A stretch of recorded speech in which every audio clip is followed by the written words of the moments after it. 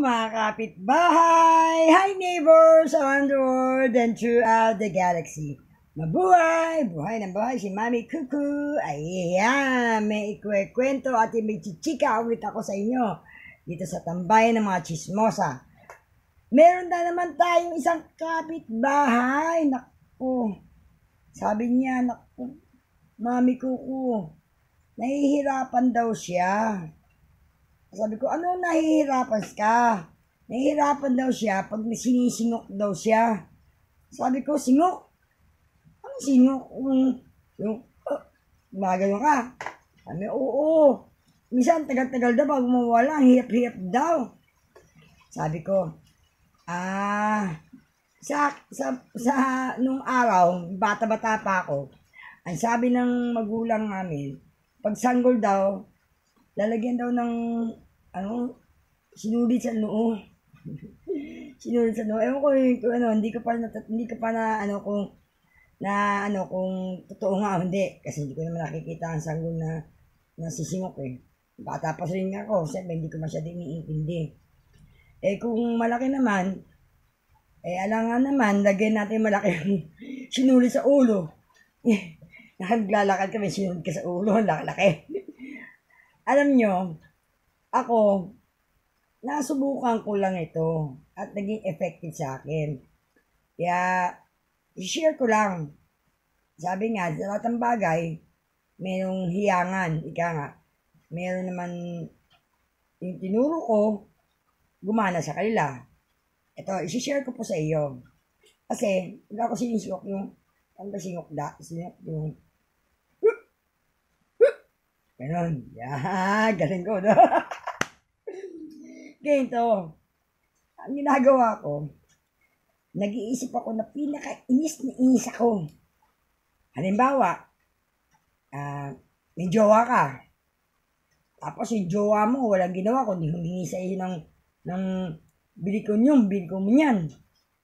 Inis ka. Kaya lang, hindi ka makasalita.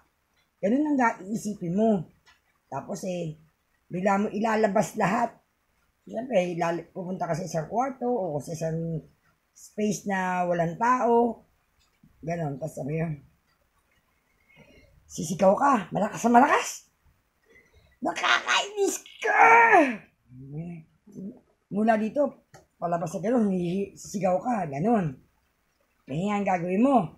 Pag sumigaw ka, na ilabas mo, no, manonotice mo na nawala sinok mo. O kaya, sasabihin mo, ginakain mo. Iisipin mo lang, imagination mo lang yun, na isipin mo, may nakain ka mo, sasabihin mo,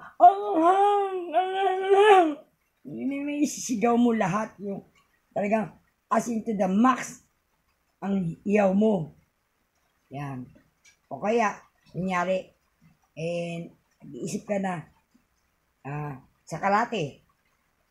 Ayun mo, the max ang sigaw mo. Ganon.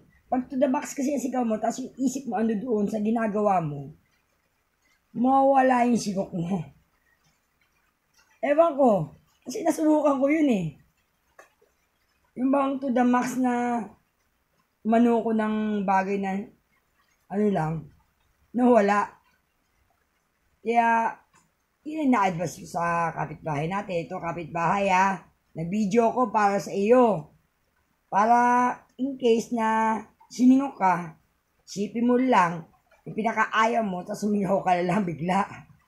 Sumigaw ka lang to the max. Yung wala dito, palabas pa ganun. Yan. At mawawala yung siningok mo. Effective sa akin. Hindi ko alam kung effective sa iyo. Sakali lang, subukan mo na, wala na mawawala. Kung effective, di ang mawawala, yung sinok mo. Na alam ko naman napakahirap suminok. Diba? Ang hirap kaya. Yung gagawin. Diba? Huwag mo sasabihin hindi kayo nahihirapan pag sinisingok kayo. Napakahirap. Kaya, para makaroon kayong solusyon, Wala naman kayo magagawa kung alangan uminom ka, pag ininom, mabibilaukan pa kayo sa tubig. Gumagano kayo, lalabas yung tubig sa bibig nyo. Di ba? Oh. Subukan nyo yung aking remedy. Baka sakali lang na umepekto sa inyo. At least, meron kayo natutuhan kay Mami Kuko, di ba? Yan. Ayan, yan. Ay, tapos na naman tayo. Kasi binidyo ko lang kasi senior ko lang kasi napag-usapan namin ng kapitbahay namin. Yung sigok, hirap na hirap daw siya. Minsan tumatagal-tagal sigok. Maganda naman na maano mo agad. Kasi yung hirap na hirap ka, lalo sa trabaho. Hirap nga, hirap. Di punta kasi siya sa bureau ka, sa CR. Pag sigaw mo, mawawala yun, di ba? At hindi ka na ma-istorbo sa trabaho mo. Ayan. Ito po, nag-video na naman po ako sa isang kapitbahay natin na nagkaroon ng problema sa singok. I can't imagine na sa singok na-discuss natin ito. Sa hindi lang talagang bagay no? Parang ba hindi importante. Kaya lang, kung sa ibang tao, malaking deal na yun. Yun. Siya, hindi ko na kapag papatagalin at napakasimple lang ating topic at para pahabain pa natin ang diskusyon natin sa sinok. Ayan. Tulad ng dati po, nagpapasalamat po ako sa araw-araw at lagi-lagi niyo suporta sa akin. Maraming salamat po sa inyo.